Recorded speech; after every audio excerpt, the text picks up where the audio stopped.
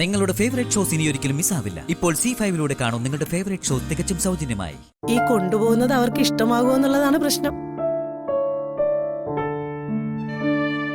അവർക്ക് ഇഷ്ടമാവും സീതമ്മേ.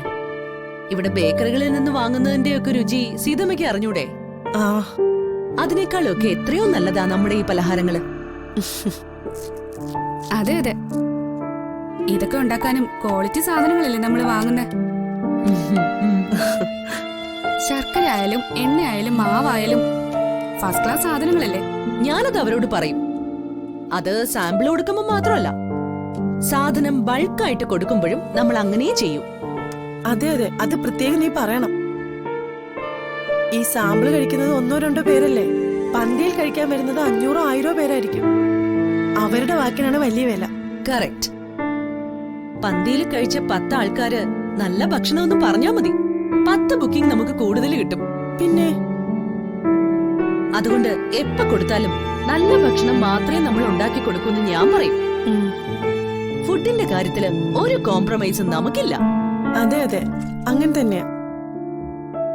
അല്ല, നീ ഈ ഐറ്റംസ് ഒക്കെ ഇപ്പൊ എങ്ങോട്ടാ കൊണ്ടുകൊടുക്കാൻ പോകുന്നേ? അയ്യോ, അത് ചോദിച്ചില്ല.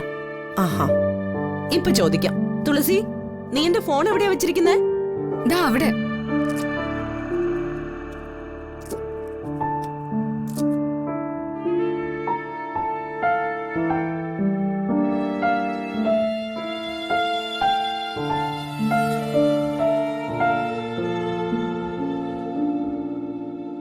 എന്റെ കൃഷ്ണഭഗവാനെ, ഓർമ്മ വെച്ച നാളു മുതൽ നിന്നെ പ്രാർത്ഥിച്ച് നിന്റെ മുന്നിൽ കുമ്പിട്ട് വളർന്നവനാ എന്റെ മകൻ.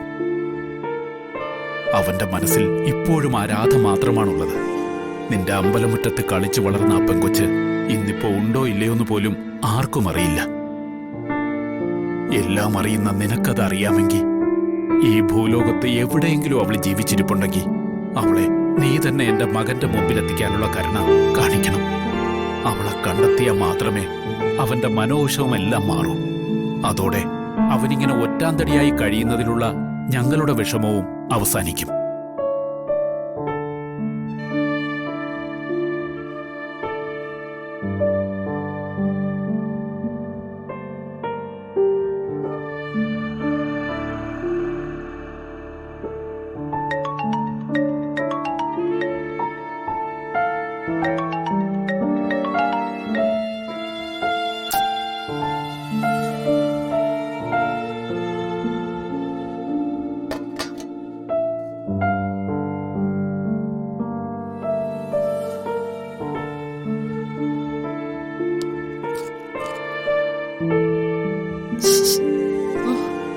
എന്തായി? എടുക്കുന്നില്ല. ഒരു തവണോട് വിളിച്ചു നോക്ക്. ആ,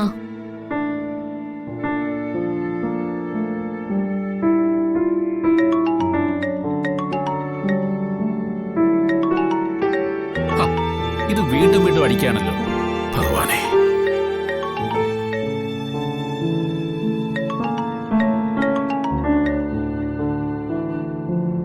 ഹലോ.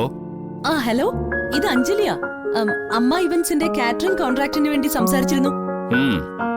അവിടെ പ്രൊപ്പറേറ്റർ മിസ്റ്റർ പ്രസാദിന് കൊടുക്കാനുള്ള ഫുഡ് സാമ്പിൾസ് റെഡിയാണ്.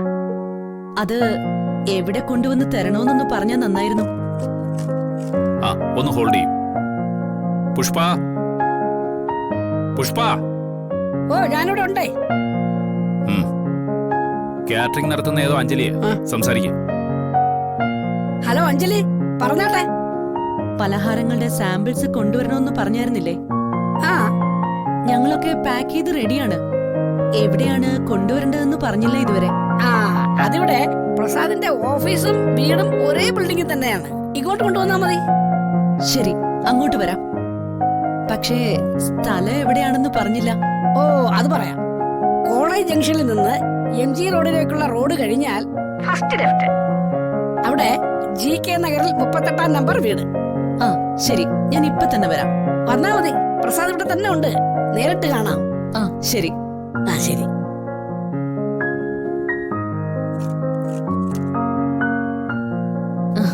എന്തായി? അഡ്രസ് പറഞ്ഞു തന്നു, ഉടൻ ചെല്ലാൻ. ആണോ? എന്നാ പിന്നെ മോള് സമയം കളയണ്ട, പെട്ടെന്ന് ചെല്ലേ. തുളസി, ആ സാധനം എടുത്തോ. ഇതാ, പോയിട്ട് വാ.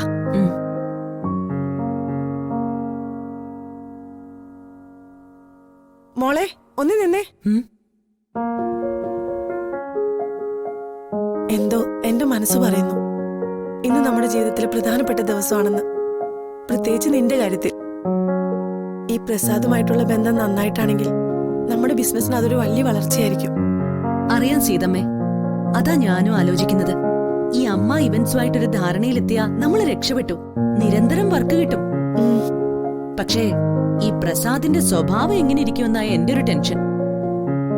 ഒന്ന് രണ്ടുപേര് പറഞ്ഞു കേട്ടത് ആളൊരു അറഗന്റ് ആണെന്ന്. അയ്യോ. വെട്ടൊന്ന് മുറി രണ്ടെന്ന് പറഞ്ഞു നിന്നാ ആളുകളുടെ അടുത്ത് ഇടപെടാൻ പറ്റുമോ? പറ്റണം നമുക്ക്. ഈ വെട്ടൊന്ന് മുറി രണ്ടുകാര് മനസ്സിൽ വളരെ നല്ലവരാണെന്ന എന്റെ ഒരു അഭിപ്രായം. അവർക്കൊരു കാഴ്ചപ്പാടും നിശ്ചയദാർഢ്യവും ഒക്കെ കാണും. അത് മനസ്സിലാക്കി പെരുമാറിയാ മതി. പിന്നെ ആ കൂട്ടം എന്നും നമ്മുടെ കൂടെ തന്നെ ഉണ്ടാവും. ഒന്നും അറിഞ്ഞൂടാ. ആദ്യം ആൾ ആരാണെന്ന് കാണട്ടെ, എന്നിട്ട് തീരുമാനിക്കാം കൂട്ടുകൂടണോ മാറിപ്പോണോന്നൊക്കെ. അപ്പൊ പോയിട്ട് വരാം. ആ ശരി.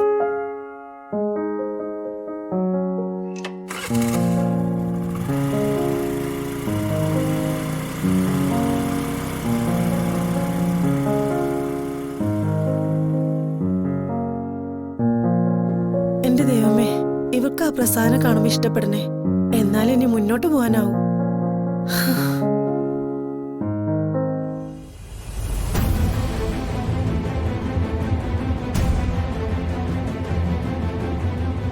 എന്താ കുട്ടി നാരായമേ, വല്ലതും നടക്കൂ?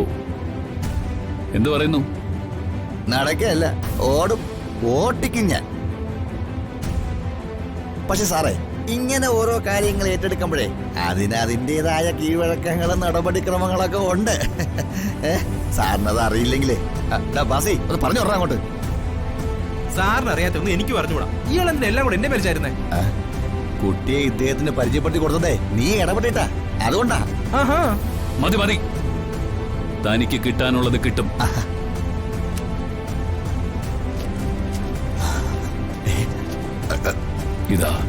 ഇത് അഡ്വാൻസ്. ഞാൻ ഉദ്ദേശിക്കുന്ന മട്ടിൽ കാര്യങ്ങൾ സാധിച്ചു കിട്ടിയാൽ ബാക്കി അപ്പോ.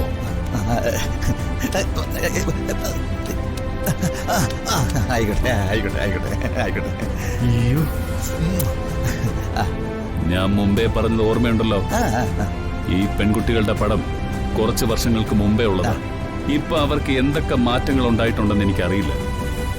ശരിയായ വഴി ആ കൊച്ചു വക്കീലിനെ കണ്ടെത്തി അയാള് വഴി വേണം ഇവരിലേക്ക് എത്താൻ. അത് സാറ് ഒന്നുകൊണ്ട് വ്യസനിക്കണ്ടേ. ഇനി ഇവളുമാരെ ഇവൻ ഈ ഞാൻ കണ്ടുപിടിക്കുന്ന കാര്യം ഉറപ്പാ. അല്ലെങ്കിൽ ഈ കതറുമുണ്ട് തൂങ്ങി ചാവും ഞാൻ. അത് എന്നൻകുട്ടിയുടെ വാക്കാ. വരട്ടാ.